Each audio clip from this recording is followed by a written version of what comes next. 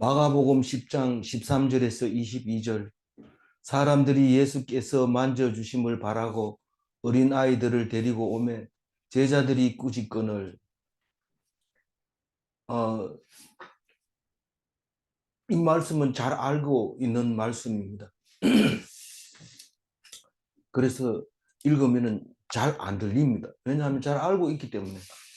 그래서 새롭게 읽어줘야 되고 자세히 읽어줘야 되고 관찰하면서 읽어야 됩니다. 그 어제는 무슨 얘기를 했습니까? 하나님이 결혼시켜주고 하나님이 이혼시켜주고 그런다는 겁니다. 그러나 대부분 사람들은 음, 자기가 멋대로 해놓고 하나님께서 했다고 얘기를 한다. 그렇게 얘기하는데 그것은 믿지 않는 사람과 믿는 사람의 차이. 그러니까 그 말씀은 무슨 말입니까? 하나님이 짝지어 준 것을 사람이 나눌 수 없습니다. 이렇게 얘기할 때 이 결혼식 할 때는 하나님이 만나게 해주고 이혼할 때는 사람이 이혼하는구나. 이렇게 이해가 될지 모르지만 그리스도인이 아닌 사람은 그게 가능합니다. 그러나 그리스도인은 이혼해도 그것은 하나님이 했다. 그렇게 말하는데 그것은 무슨 말이냐면 내가 음, 이혼해야지 이렇게 하고 결정했다면 그건 내가 한 게 분명합니다. 그러나 어쩔 수 없이 이혼했다. 그러면 하나님이 어쩔 수 없게 만들어 주셨다. 그런 겁니다. 다시 말해서 하나님이 했다 그러면 나는 참 편합니다. 근데 내가 했다 이러면 내가 굉장히 불편합니다. 그게 얼마나 차이 나냐면 천국과 지옥의 차이가 나죠. 그러면 내가 마음대로 해놓고 다 하나님이 했다고 하면 어떨까? 그렇게 하면 됩니다. 되는데 그것을 하나님을 믿지도 않으면서 말만 그렇게 하면 그것은 속이는 것이기 때문에 안 됩니다. 그래서 다시 정리하면 이런 겁니다. 능동적으로 하면 어떤 일을 해도 다 자기한테 죄가 되고 피동적으로 하나님이 하라는 것만 한 것은 다 큰 것이 되고 하늘에 큰 상이 된다. 그겁니다.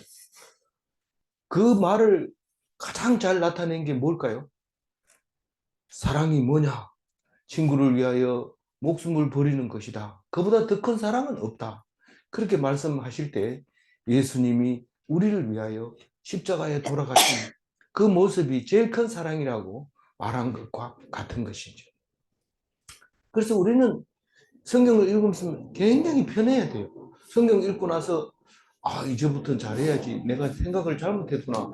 그리고 큰 결심을 하고 집으로 돌아간다면 성경을 또한 바리새인처럼 읽고 있는 것이고 그것을 이제 나는 하나님 말씀 들었으니까 이젠 들은 사람하고 안 들은 사람하고 다르다.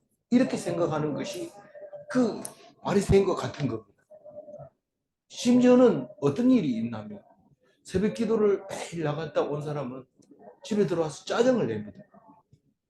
지금 몇 시인데 아직도 자느냐? 그러면서 TV 보는 걸 끄고 발로 차고 소리를 지르고 이럽니다. 누가요? 새벽 기도 갔다 와서. 그래가지고 어떤 부분은 우리 남편이 새벽 기도 안 갔으면 좋겠어요. 이런 사람이 있어요. 그 사람은 새벽 기도만 갔다 오면 집에 와가지고 난리 피우니까. 그게 왜 그래요? 내가 이제 하나님 말씀 들었으니까 나는 이제 영적으로 굉장히 축복받았고 너희들은 지금 기도를 안 했으니까 지금 잘못 가고 있는 거야. 이렇게 하면서 막 뭐라고 하는 거죠. 그래서 맨 처음에는 그 소리가 이해가 안 갑니다. 왜 남편이 그렇게 새벽 기도까지 나가는 신앙 좋은 남편을 두고 나는 못 살겠어요. 그렇게 얘기를 할 때, 그거를 이해를 자세히 들어보니까 그거인 거예요. 자기가 좀 겸손하고 죄인이고 부족하고 좀 곤란한 사람이라고 생각하면 겸손해지고 하나님 앞에 위로를 받고 표정부터 다르잖아요. 상대방의 말을 귀 기울여 듣고 자기 사정을 부탁하고 이런 사람을 하나님이 원하신다는 것을 우리는 알 수 있습니다. 오늘 말씀도 그와 같이 연결이 되는 겁니다. 13절은 무슨 말인지 못 알아듣는 게 하나도 없어요. 그러나 13절을 자세히 읽어보면 아주 길게 묵상할 수 있어요. 오늘 아이를 데리고 오는 부모를 생각하면 부모가 소망을 가지고 온다는 뜻입니다. 예수님께 아이를 데리고 온다는 것은 자기 자신의 신앙으로 어린 아이에게 축복을 소망하고 있는 것이죠. 그래서 데리고 오면 그 아이가 나 싫어요, 안 갈래요 이렇게 하지 않고 따라온다는 거죠. 그럼 부모님은 능동적으로 데리고 온다는 것은 아이가 피동적으로 따라온다는 겁니다. 그러니까 이 아이들처럼 피동돼 있을 때 천국이 그들의 것이 되는 것이죠. 그런데 제자들은 그걸 보고 어떻게 합니까? 꾸짖는 거죠. 제자들은 누굽니까? 기득권자입니다. 내가 예수님의 제자다. 예수님께 오려면 나한테 물어봐라. 아이는 데려오지 말고 어른들은 헌금 있는 사람만 와라. 이렇게 얘기를 하는 게 제자들의 모습입니다. 뭐 오더라도 헌금 안 가져오면 오지 마라. 제자들. 이 기득권을 가진 사람 마음대로 얘기하는 거죠. 네 헌금 많이 내서 제일 앞에 서고 그 다음에 뒤에 서고 이렇게. 바리새인이죠, 바리새인. 그래서 예수님에 대해서 기득권을 가진 자고 바리새인들은 율법에 대해서 기득권을 가진 자입니다. 율법을 함부로 해석하면 안 돼. 그러는 거죠. 그래서 그게 뭐예요? 여태까지 묵상해온 걸로 보면 그게 누룩이. 그 푸른 곰팡이.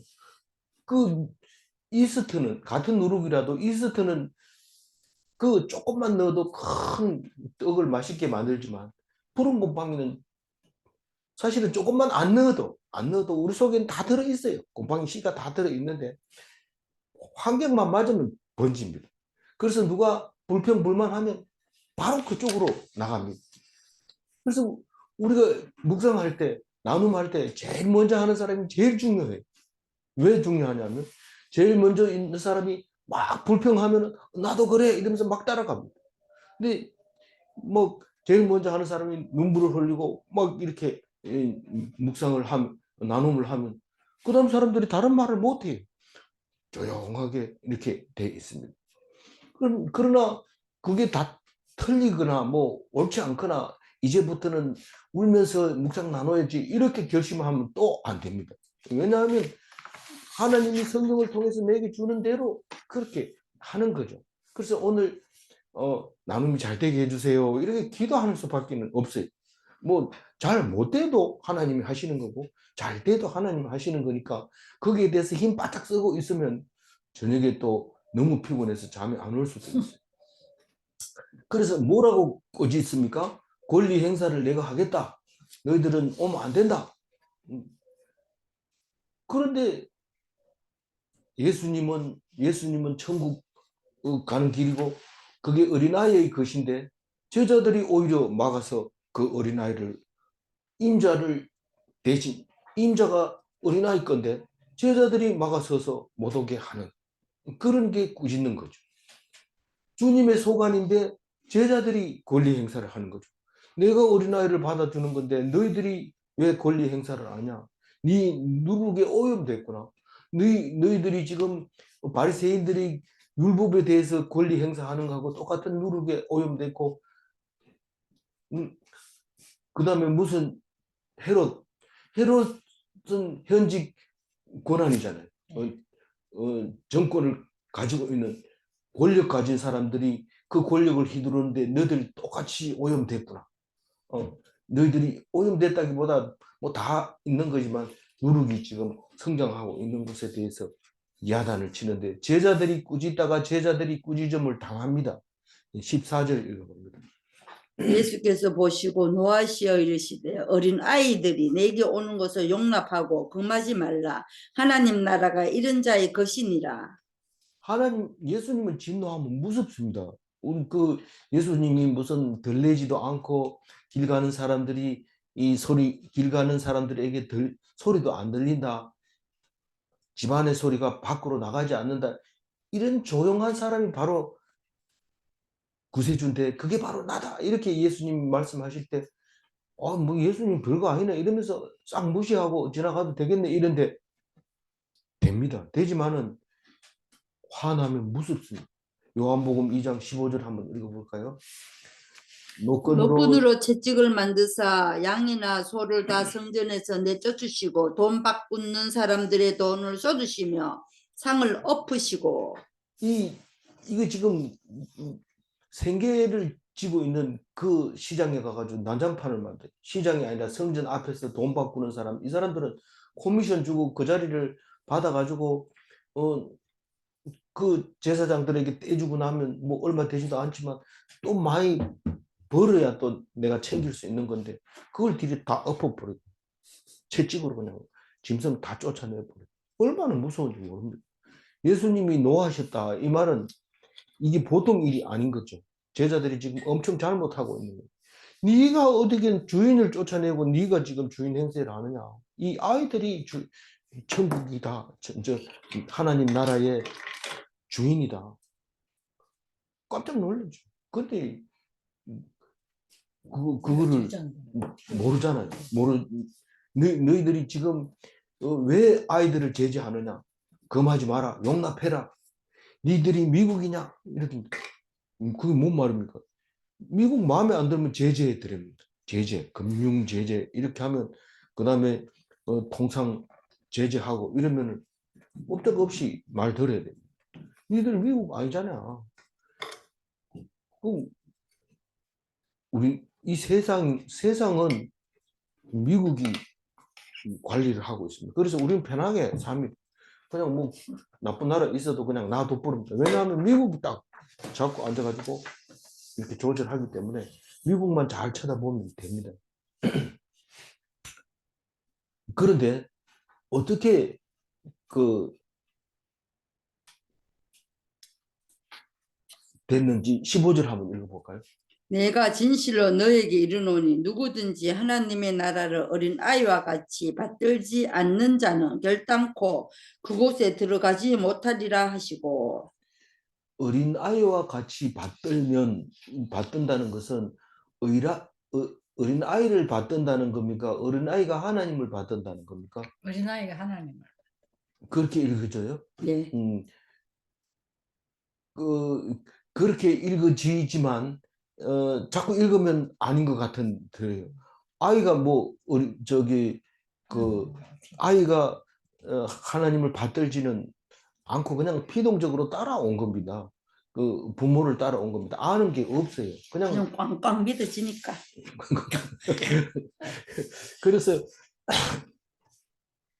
그래서 어쨌든 그 천국을 주시면 가고 안 주면 안 가는 이런 어린아이. 부모가 데리고 가면 따라가고 안 데리고 가면 못 가는 그런 아이와 같이 받들면, 다시 말해서 피동적으로 하나님을 받들면 하나님이 천국을 가게 할 수도 있고 안 가게 할 수도 있다. 다시 말해서 너희들의 소관은 아니지만 너희들이 믿는 자에만 하나님이 골라서 천국에 들어가게 한다. 하나님 나라를 준다. 그 얘기가 15절 얘기인데 한마디로 얘기해서 결단코 못 들어가는 사람이 있어요. 결단코 못. 그러니까 들어갈 수도 있고 안 들어갈 수도 있는 사람은 아이들이지만 결단코 들어가지 못하는 게 있는데 누굴까요? 기득권으로는 결단코 못 들어간다. 너희들이 권한이 있다고 해서 그걸 가지고 무슨 이거 안 하면 절대 안 돼. 특히 이번에 교회 등록 안 하면 14만 4천 명 속에 못 들어가서 결코 천국에 못 갑니다. 이렇게 말하는 그 사람은 대표적인 기독권을 주장하고 있는 사람이죠. 그건 가짜입니다. 그건 가짜니까 거기 안 가고 예수 이름만 부르면 가니까 그건 안 가도 됩니다. 결단코 이게 이제 15절이 중요하고 완전 피동이 15절이 중요한 겁니다. 16절 읽어볼까요? 그 어린 아이들을 안고 그들 위해 안수하시고 축복하시니라. 아이를 용납한다는 게 뭐냐? 거기 천국의 모습이 어떤 거냐? 천국이 어떤 거냐 하면 안고 머리에 손을 얹고 축복하는 게 그게 천국이에요. 너무 멋있어요. 그래서 어떤 권사님이 나는 손자가 오면 안고 머리에다가 손을 얹고 꼭 축복한다. 너무 멋있어. 이 천국의 모습이. 그래서 내가 한번 해볼까 그러고 하는데 안 오는 거예요. 그러면은 어떻게 된 건가? 그러면 나는 천국에 갈 수 없는가? 만약에 그 손자가 맨날 와가 머리 들이대고 축복해달라 그러면 좋을 것 같아요. 안 좋습니다. 그게 피곤하고 힘들고 그래요. 나를 위해서 그런 거죠. 잘 생각해 보세요. 그러니까 폼이 그렇다는 거죠. 폼, 모습이 그렇다는 거죠. 그게 만약에 딴 사람이 16절을 읽으면서 그 참 멋있는 게 천국 모습이 아닙니까? 이 손자가 마음에 안 들면 할머니 처박아 뿌린다 이러면서 머리를 디디댄다고 하고 달려들면 할머니 기절 촉포합니다. 완전히 갈비뼈 부러진다고 놀래고 이러는데 무엇을 주시든지 뭐 축복하게 되면 축복하고 안 하게 되면 안 하고 하나님이 주시는 대로 감사합니다. 감사합니다. 그렇게 하고 사는 것이 그리스도인이지. 이 모습을 내가 꼭 이렇게 해야지. 이렇게 안 하면 안 되겠다. 이런 생각을 하면 바리새인하고 똑같아요. 예배를 드리면서도 바리새인적 예배를 드리면 그건 예수님이 야단치고 화를 내는데 얼마나 화를 세게 내는지 모릅니다. 결단코 못 간다. 결단코. 다른 말이 아니고 16절에는 애들이 오면서 미워하면 안 된다. 곁눈질하고 무시하고 싫어하고 그럼 어떻게 돼요? 아가 간질을 하게 되고 이런 그러면 하는 예수님이 누구를 야단쳐요? 애를 야단칩니까? 아빠. 그 부모를 야단치면서 이 패역한 세대라고 야단칩니다. 그런데 부모가 돌아오면 아이하고 관계없어요. 아이하고 관계없어. 부모를 어, 부모가 하나님께 돌아오면 그 아이의 간질은 어떻게 돼요? 나요. 그래서 어떤 사람은 우리 아가 교회 안 나가서 권사를 못 받겠습니다. 이렇게 얘기해요. 니 때문에 아가 고쳐져야지. 아 때문에 니 권사 받아가지고 니가 뭐 하는? 그거는 말도 안 된다 이래. 그래서 순종하고 안수 받는 게 아니라 권사 받는 그런 사람도 있어요. 17절 읽어볼까요? 예수께서 길에 나가실새 한 사람이 달려와서 꿇어 앉아 묻자오되 선한 선생님이여 내가 무엇을 하여야 영생을 얻으리까? 예수님은 지금 어디 있습니까? 길에. 예, 저기 그 여리고성 맞은편 길 건너 동편 세례받던 곳 요단강 저편 베다니 이 그 쪽에 집이 있어요 없어요? 있어요. 집이 있어요. 누구 집인지는 모르지만 정해놓고 아지트를 만들어 놓고 거기 집에 들어갔다 나갔다 하면서 또 길도 있어요. 다니는 길이 예수님이 다니는 길이 전도하고 가르치고 이러기 위해서 적당한 자리가 있을 거고 거기로 왔다 갔다 하면서 이제는 오래전부터 했기 때문에 전례대로 그냥 요번에는 이쪽으로 가겠다 몇 시에 가겠다 이게 나옵니다. 다른 사람들 제자들은 압니다. 근데 그 길에서 한 사람이 달려와서 묻습니다. 이 한 사람은 누굴까요? 부자 청년이에요. 젊었는데다가 부자이고 또 관원이라고 그래요. 어떻게 알아요? 다른 복음을 보면 알죠. 마태복음은 젊은 청년이라고 그러고 누가복음에는 관원이라고 얘기를 합니다. 그러면서 뭐라고 물어봅니까? 예수님한테 선한 선생님이요 이렇게 얘기합니다. 이건 지금 자기가 잘하는 것처럼 말하지만 말 자체가 잘못돼 있죠. 마치 그 어울리는 말이 있고 어울리지 않는 말이 있는데 선한 선생님한테 선한 이렇게 붙이면 안 됩니다. 선한 이 말은 하나님밖에 선한 게 없다고 예수님이 다시 한번 얘기합니다. 그러니까 예수님을 부르려면은 주여 이렇게 주여 이러면 선한 이게 말이 들어가니까 그냥 주여 이러면 되는데 선한 선생님이요 이런데 선생님한테 좀 아쉬운 게 있으니까 극히 높인다는 게 이제 선한 선생님이요 이렇게 부르는데 딱 들어보면 압니다. 우리가 인사를 참 반갑게 할 때 조심해야 돼요. 그 다음에 딱 나오는 게 있잖아요. 지금 한 30년 정도 전화 통화를 안 하다가 갑자기 친구가 전화가 딱 왔어요. 그때 굉장히 친절하고 그랬지 맞지 그랬지 맞지 계속 하다가 끝에 가가지고 뭘 합니까? 돈 빌려달라고. 그러니까 우리가 막 이렇게 좋아하고 띄워주고 이럴 때 정신 차려야 되는데 선행 선생님이 이러니까 예수님이 넘어갑니까? 안 넘어갑니다. 무엇을 하여야 영생을 얻으리까? 누가 뭘 한다고 영생을 얻기 위해서 뭐 하면 된다고 누가 그런 얘기합니까? 자기 마음대로 생각하는 자기 마음대로 부르고 자기 마음대로 다 판단한 다음에 물어봅니다. 무엇을 해야 영생을 얻는 것이 아니라 무엇을 하나님을 알고 하나님께서 하시는 말씀에 귀 기울여야 영생을 얻는 거예요. 우리는 압니다. 그거는 오랫동안 묵상한 사람은 그건 압니다. 근데 질문을 할 때는 굉장히 똑똑하다고 질문한 겁니다. 이 사람은. 왜냐하면 관원인데다가 젊었는데다가 돈 있는데 뭐 아쉬운 게 없습니다. 내가 뭐 말하면 사람들이 다 존경하고 그러지. 내가 말한 거에 대해서 토달할 사람이 없는 자신만만한 사람이 지금 물어보고 있는 겁니다. 어쩌면은 나보다 더 잘하는 사람이 없어 이렇게 생각하고 그 대답을 기대하고 물어보는 게 틀림이 없을 겁니다. 18절 예수님이 대답합니다. 예수께서 이르시되 내가 어찌하여 나를 선하다 일컫느냐 하나님 한 분 외에는 선한 이가 없느니라. 처음부터 네가 부르기를 잘못 나한테 부르고 있다. 네 거기서 나한테서 무슨 그런 질문을 받아서 칭찬받을 줄 알았느냐 이런 느낌이 들죠. 그래서 사실은 예수님은 선하죠. 한 분 하나님이시기 때문에 선하지만 얘가 묻는 말 부르는 호칭부터 보니까 이게 지금 틀린 거예요. 그러니까 질문 자체도 답을 해줘봤자 무슨 말인지 못 알아듣는 게 분명합니다. 그러나 예수님은 똑바로 대답합니다. 누구를 위하여? 우리를 위하여. 우문 현답. 현답이죠. 그래서 우리는 질문해야 돼요. 욕 먹을 생각하고 뭐 그냥 하나님께 막 매달려야 돼요.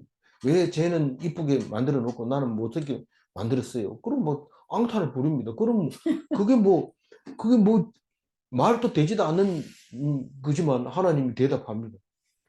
네가 그래도 뭐 그만큼 하면 잘 만들었다고 생각하는데 딴 사람보다. 근데 니는 나한테 뭐 해준 게 있냐? 이렇게 물으면 꼭 해줘야 돼요. 이러면 막 뛰어듭니다. 자기 생각대로 그냥 막 합니다. 뭐 자녀들은 당연히 부모가 해줘야 되는 거지. 자녀가 뭐 부모를 위해서 해줘야 되는, 니는 나 뭐 해줬냐? 이렇게 물으면 자녀가 다른 집 식구들은 다 해주는 건데 자녀한테 바라는 사람 그게 뭐 부모입니까? 뭐 이렇게 할 때 말해야 돼요. 속으로 다른 사람들은 그런 소리 안 하는데 뭐 그거 딴소리 하고 있냐 이러면서 말 안 하고 이러면 어떻게 됩니까? 그 관계는 끊어집니다. 근데 막 대들고 이러면 붙들어 놓고 따집니다. 따지면은 하나님한테 이길 사람 누가 있습니까? 안 됩니다. 그 예수님은 그 마음으로 18절과 같이 네가 어찌 나를 선하다고 말하느냐. 하나님 한 분밖에는 선한 사람이 없어. 그럴 때 이 젊은 청년이 땅 한 대 맞고 잘못했습니다. 제가 하나님을 몰라 뵀습니다. 이렇게 딱 하면 그 다음부터는 딱 나가는데 우리는 그렇게 합니까? 안 합니까? 우리 보고 이 얘기하는 거예요. 우리 보고. 이 청년은 속으로는 약간 찔리지만 다른 사람들 눈치 봐가면서 가만히 있습니다. 그 다음에 무슨 말을 할지. 19절 딱 얘기합니다. 읽어봅니다. 내가 계명을 안 하니 살인하지 말라, 간음하지 말라, 도둑질하지 말라, 거짓 증거하지 말라, 속여 빼앗지 말라, 내 부모를 공경하라 하였느니라. 이게 예수님은 언제 물어도 이거 십계명이 그냥 입으로 줄줄 나옵니다. 다시 말해서 우리는 몇십 년을 믿어도 십계명 한번 읽어봐라 이러면 사도신경하고 주기도문은 뭐 맨날 하니까 할 수 있겠는데 십계명은 못하겠다. 그럼 시험 친다 이러면 그 이튿날에 다 씁니다. 쓰지만 그 전에는 잘 안 나옵니다. 근데 예수님은 항상 건들면 말씀이 나왔거든. 살인하지 말라 몇 계명? 8계명. 거짓말 하지 마세요. 살인하지 말라 6계명. 간음하지 말라?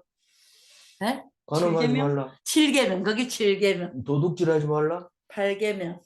거짓 증거하지 마라. 십계명. 이웃을 탐내지 마라. 십계명. 그럼 부모를 공경하라는 사계명. 오계명. 오계명. 안식일을 범하지 마라. 4계명. 망령되이 이끌지 마라. 3. 우상을 섬기지 마라. 2. 다른 신을 섬기지 마라. 1. 예. 이 10계명이 그냥 칠보단장. 칠계명. 그렇게 나옵니다. 그러니까 이 젊은 사람은 자신 있을까요? 없을까요? 그거 자신 있다. 그거 지금 그거를 나한테 말합니까? 20절 읽어봅니다. 그가 여짜오되 선생님이여 이것을 내가 어려서부터 다 지켰나이다. 지켰을까요? 안 지켰을까요? 지켰다고 생각하고 있는 게 그 시대에 바리새인들이 가르쳐 준 말인데 지금까지는 지켰지만 앞으로는 잘 지켜야 된다. 이러기 때문에 그게 다 지켰다고 해가지고 뭐가 되는 건 아니죠. 아니지만 그러나 지켰다고 믿은 거죠. 이거 말고 다른 거 뭐 없습니까? 계속 내놓으라는 거죠. 그거 말고. 이 율법은 지킬 수 있는 사람이 없어요. 아니 지금 30년, 40년 믿어도 나는 율법을 다 지켰다고 생각하는 사람이 교회에 몇 명이나 될까요? 많아요. 만약에 없다면요, 그 교회는 싸움도 안 일어나고 조용하고 은혜 충만할 겁니다. 그런데 큰 소리 나고 눈을 홀키고 속이 부글부글 끓는 마음을 가지고 이리 뛰고 저리 뛰고 하는 교회가 가면 그런 사람이 있는데 그것은 바로 죄가 없다고 생각하고 다 지켰다고 생각하고 자기만큼 잘하는 사람이 없다고 생각하고 그렇기 때문에 자신감이 넘치기 때문에 능동적으로 하는 것들이죠. 이 청년이 그랬던 거죠.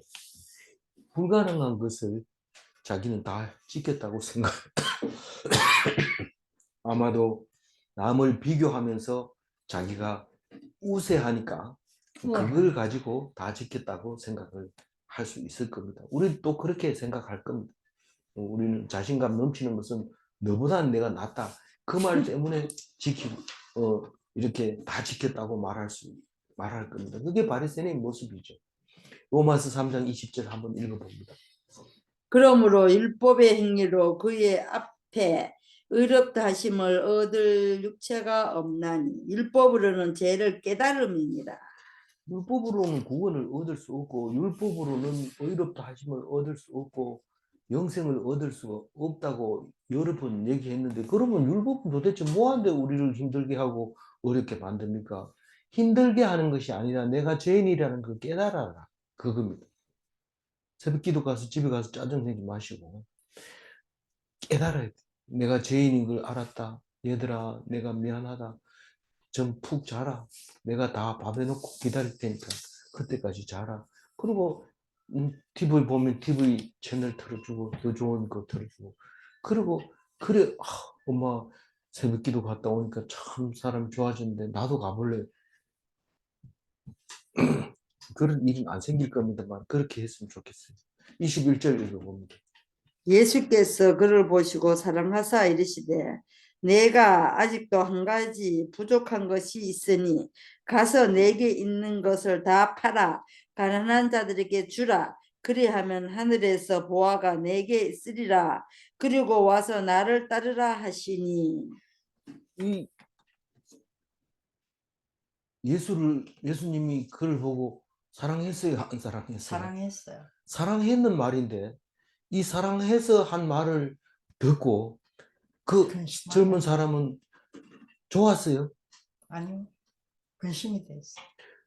사랑하는 사람에게 한 말이 왜 그 사람에게는 근심이 되고 걱정이 되고 슬퍼집니까? 그게 하나님의 말씀인 거예요. 우리는 하나님이 말씀이 교회 가면 복 받는다 이러면 가가지고 막 너무 좋아가지고 까무러칠 줄 알았는데 그 말을 듣고 나니까 굉장히 무거워요. 왜 무거워요? 재물이 많아. 네가 죄인이다. 그러니까 죄인이 많네요. 이러면서 네가 푹 죽어서 나오는데 하나님의 목적은 그건데 본인에게서는 그게 걱정이고 근심인 거예요. 그게 걱정이에요. 이 젊은 사람은 이제 가가지고 막 종들을 야단치고 없는 사람을 욕하고 그럴까요? 그걸 뭐합니까 지금? 지금 모든 재산을 팔고 예수를 따라갈까 고민하고 있는데 다른 사람들을 야단칠 수 없고 기가 푹 죽어가 있어요. 예수님의 말씀을 들으면 그렇게 된다 그 말입니다. 왠지 이 그- 사람이 아리마대 요셉 같아.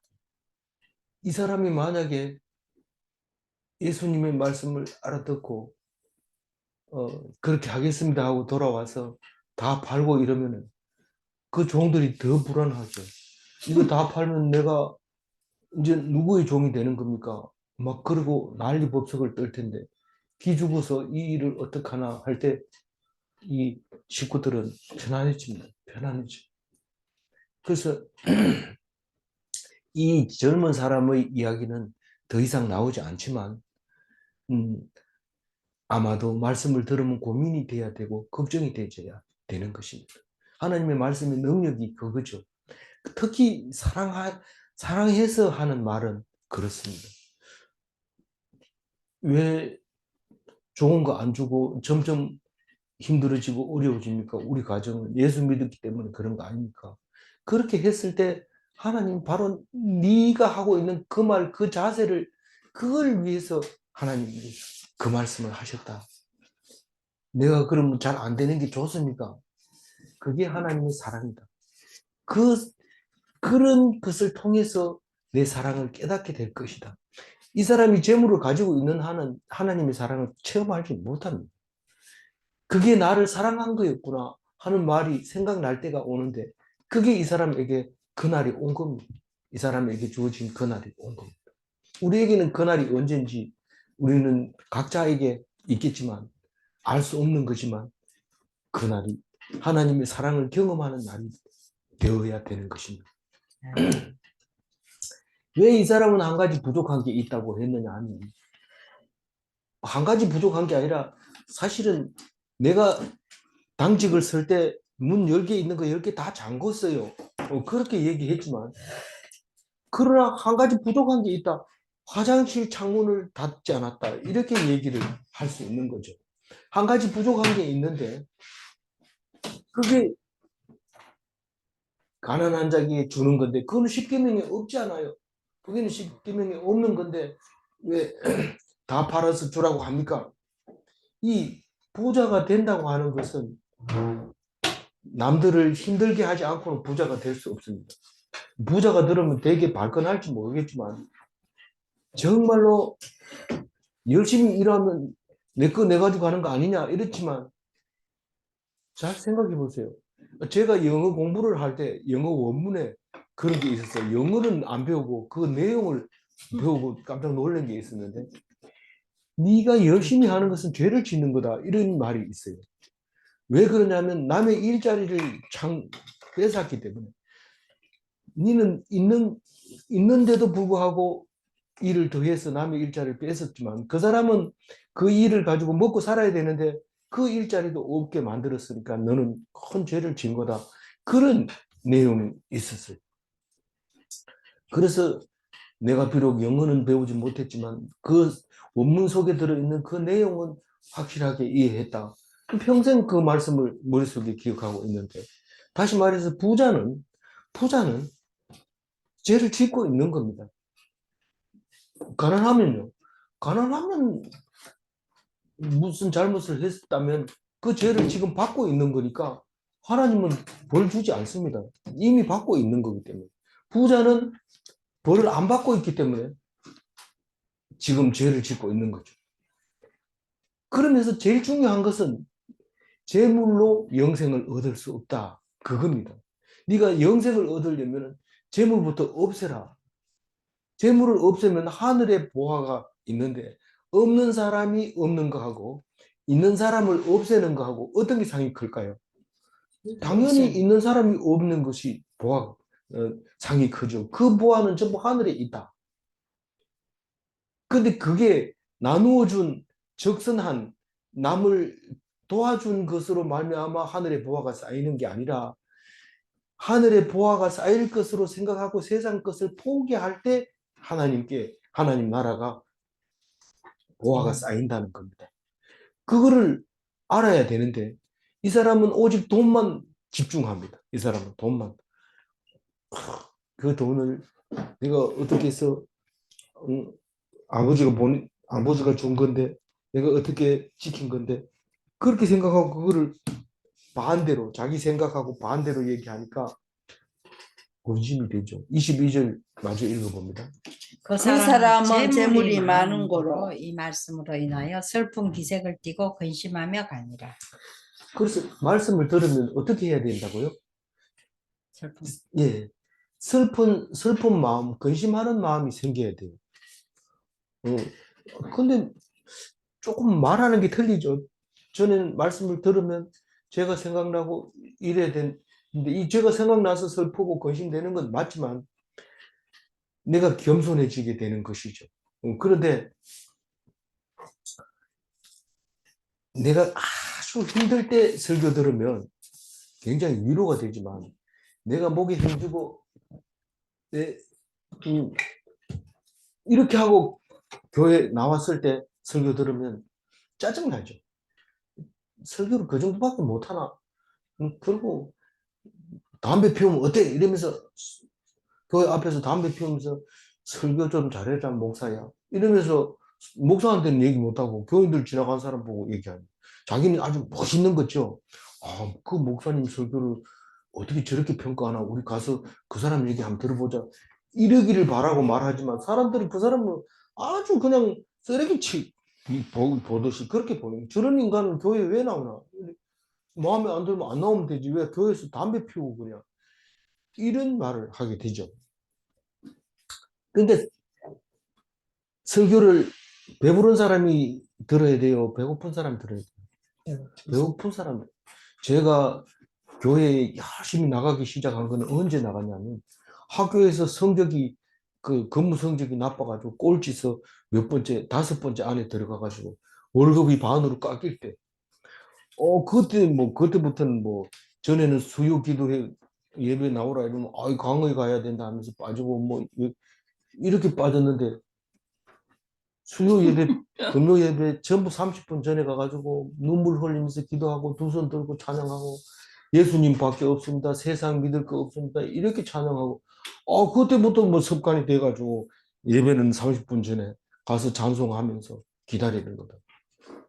배가 좀 부르니까 이제는 예배 시간 지나면 이제 됐나 이러면서 올라와가지고 찬양 준비 안 하나 이 모니터 보면 되지 이러면서 그렇게 하는 거죠. 예배는 배부른 사람이 들어야 돼요? 가난한 사람이 들어야 돼요? 배부른 사람 들으면 기분 나쁠지 모르지만 배가 고파야 들리고 몸이 아파야 들리고 남들에게 서러움을 당해야 들리고 걱정 근심이 쌓여 있을 때 들립니다. 말씀은 확실합니다. 22절 읽었으니까 누가복음 6장 20절 한번 읽어봅니다.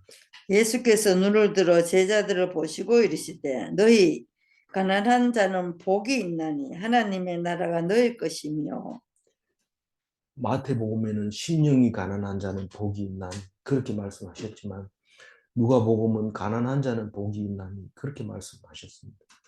우리는 가난한 걸 부끄럽게 여기지 마시고 하나님 말씀 붙잡으라고 하는구나 그렇게 하면 별로 배가 고파도 고프지 않고 다이어트가 절로 됩니다. 근데 배부른 사람은 설교 듣고도 배가 고파서 또 먹고 또 먹고 살이 쪘는데 또 먹고 뭔가 부족하니까 담배 피우죠. 속 터져서 한 대 피워야 되겠어. 예배 드리고 나와서 교회 앞에서 담배 피우는 거는 무슨 말인지 못 알아듣고 시간 낭비했다는 뜻입니다. 아주 배부른 상태로는 교회 가지 않는 게 좋을 것 같아요. 가서 하나님이 은혜로 말씀이 들어가게 했다면 하나님 주신 선물이라고 생각하고 감사하면서 그렇게 예배에 참석하시기 바랍니다. 22절 한 번 더 읽고 마무리할게요. 그 사람은 재물이 많은 고로 이 말씀으로 인하여 슬픈 기색을 띠고 근심하며 가니라.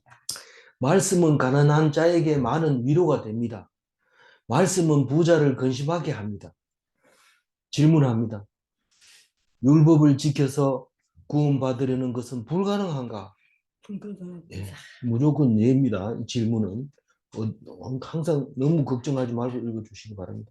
온전한 말씀 순종으로 영생을 얻는가? 기도하겠습니다. 하나님 감사합니다. 오늘 또 말씀 주셔서 하나님을 믿는 게 무엇인지, 영생이 무엇인지, 천국이 무엇인지, 내가 가지고 있는 기득권이 무엇인지 깨닫게 해주셔서 감사합니다. 큰 소리치고 권리 행사하고 하고 싶은 얘기 다 하고 그렇게 했을 때 천국은 오지 않는다. 그렇게 말씀하실 때 내가 보는 천국은 아름다워 보이지만 그러나 그건 모습이고 진짜는 내가 힘들고 서럽고 그런 것이다. 그렇게 가르쳐 주실 때 감사합니다. 내 모든 문제가 해결되었습니다. 하나님 감사합니다. 도와주셔서 감사합니다. 믿음 주셔서 감사합니다. 그렇게 말하는 오늘 하루가 되게 하여 주옵소서. 감사하옵고 우리 주 예수 그리스도 이름으로 기도 올리옵나이다. 아멘.